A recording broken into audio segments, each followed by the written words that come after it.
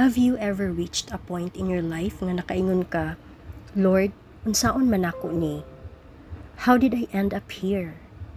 Maybe you experienced a painful loss, a failed dream, or a mistake nga until now, imong ginadaladala ang guilt o ang shame. But today, I want to remind us of God's promise in Isaiah chapter 61 verse 7. Instead of your shame, you shall have double honor.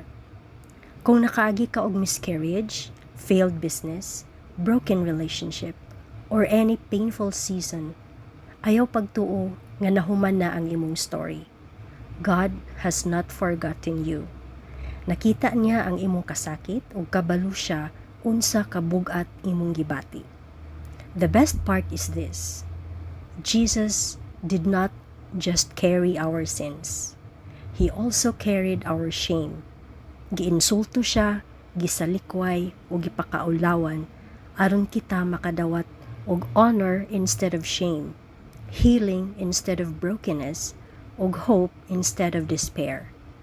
So today, ayaw na pagpabilin sa imong past. Your Redeemer lives. Because of what Jesus did on the cross, your story doesn't end in shame. It ends in restoration, double honor, and everlasting joy. Trust Him. The best chapters of your story are still being written by God.